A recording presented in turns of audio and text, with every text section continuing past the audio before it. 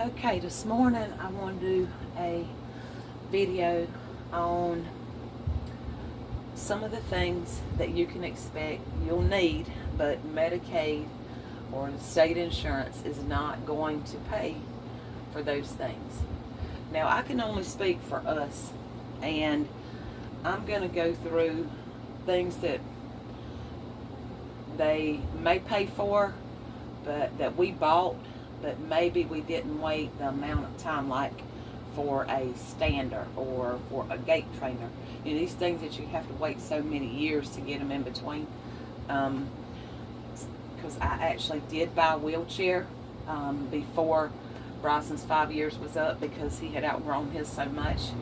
But I want to talk about the things that you need to consider if you're thinking about foster care for a medically complex child, if you're thinking about taking custody of a medically complex child, if you are you have your own and you're looking at, bringing them home from the hospital. I'm going to just go real quick through some of the things that I managed to get prior to Bryson coming here, because I knew he was coming and I was getting the room set up. And that is going to be the cameras, the baby monitors, the bed, any decor you see in the room, storage containers, storage cubicles. Bought that. We actually put a window unit air conditioner in because Bryson tends to be hotter than everybody else with his spasming. Shelving, thinking about how to set up his pulse oximeter where we can see it just from the doorway. Setting up the room where he can see outside. All these things were taken into consideration. Room darkening curtains in here. Things that were going to make him comfortable. It was going to help us to manage him better. When the nurses are here, they need a monitor so they can, go to the other room, go to the bathroom, take a break, and watch him. Especially like if he's taking a nap. I have a security camera. That's really for me, so when I'm not here, I can talk to him through the security camera while he's here in the bed. I can see him when I'm at work. So, there's a lot to really think about. We also knew he'd be spending a lot of time in the bed, so he has a big TV hanging right over his bed. The Roku, we knew he, would want to watch YouTube, so we had a Roku in here, a comfortable chair for the nurse to sit in.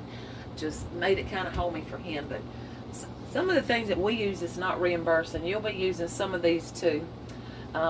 Is going to be your toiletries, your lotion, your shampoos, soaps, things like that, Q-tips, any kind of little cotton balls, sunscreen, these things that we picked up along the way.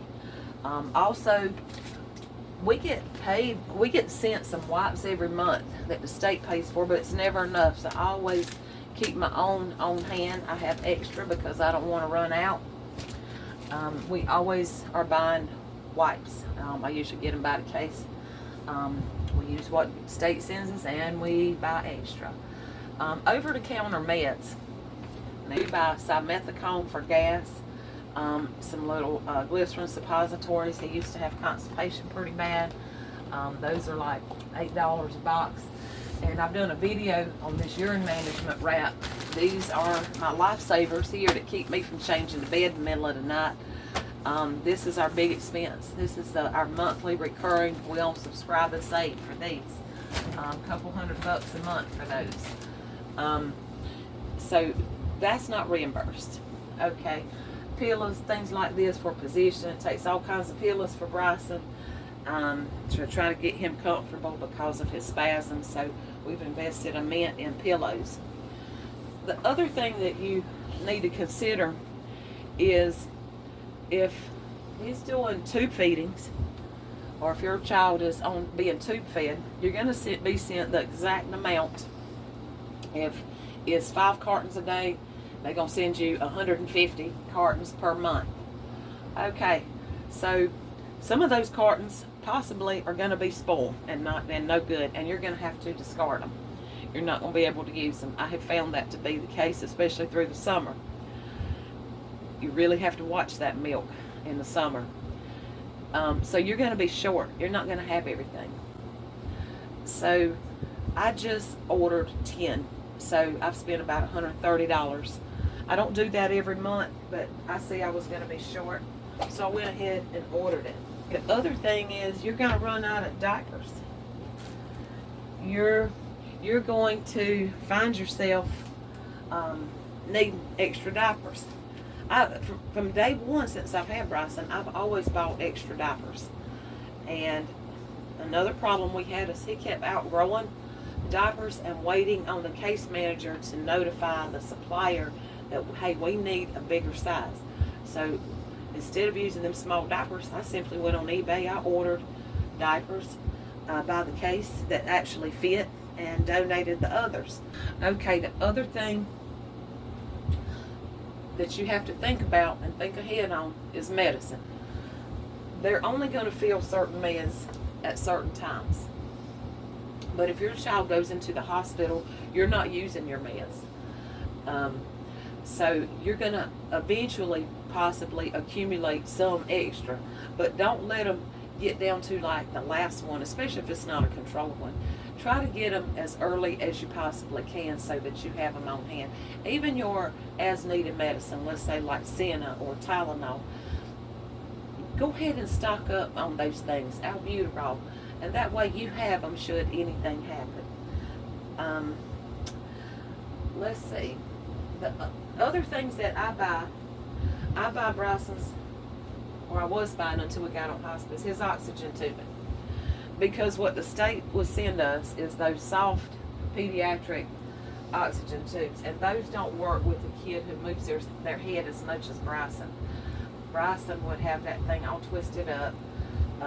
It'd be upside down in his mouth. Also, these little stickers to go on their face to hold the oxygen. Before we became hospice eligible, I was buying these off of Amazon. This is Salter Labs. These holders are better than what the state sends. Okay, the other thing that I order, the state sends me these Sunset disposable O2 sensors for his finger. These have never, ever worked with Bryson. They just constantly beep.